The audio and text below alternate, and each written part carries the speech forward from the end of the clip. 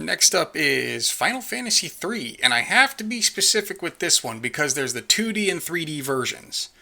Either way, I am not a fan of Final Fantasy III. This is my second least favorite of the mainline Final Fantasy games, and saying that out loud, that sounds like another playlist I could make.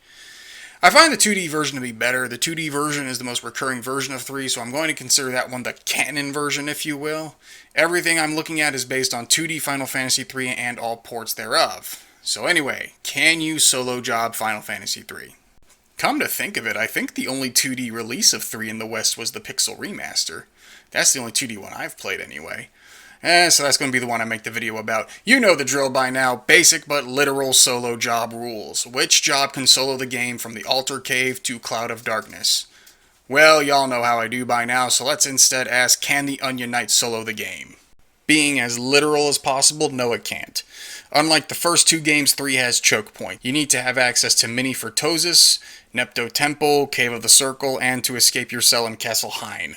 Toad gets you into the Tower of Owen and the Subterranean Lake. Certain other jobs will give you advantages over certain enemies and bosses, but they aren't required. So if you cheat just a little and start with all the jobs unlocked, which jobs could beat the game solo? As mentioned, you need Minnie and Toad to get through some choke points.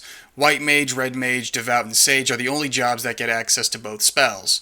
Trivia knowledge, in the original Japanese version, Dark Knight and Ranger get those spells too for some reason. Well, the easy answer is Sage. Sage is basically the Uber Mage. See, Final Fantasy III jobs escalate in tiers instead of laterally with different abilities. For example, you have the Evoker, which can summon things at random. Then you eventually get the Summoner, which casts deliberate summons, stronger and with no RNG. Sage is basically all the magic characters rolled into one. Next up, in my personal opinion, would be the Red Mage, solely for its jack-of-all-trades status. It just has a wider variety of tools. It has decent melee, so you don't have to blow through all your MP on trash mobs. Maybe that's just me, but I find it more convenient. And then Devout, followed by White Mage, as Devout is just the better White Mage. If you want to keep the run as pure as possible, sticking only to the Onion Knights and only switching jobs to cast Minnie and Toad, your only major hurdles are the place that require you to be Minnie or Toad. Onion Knights are just going to physically attack the entire time, and those status effects cut the melee abilities. You'll either have to power through with potions or have offensive items saved up for boss fights. Other than that, you're still playing the worst job in the game for most of it. I mean, it's doable. At least until late game. If you grind them to level 90, it's like to hit puberty or something and have massive stat jumps. Plus, Onion Gear found in the Crystal Tower is either the best in the game or damn close to it. I think the idea was you're supposed to start Onion Knight, level all your other jobs for the stat growth, then late game switch back to Onion Knight to optimize your characters.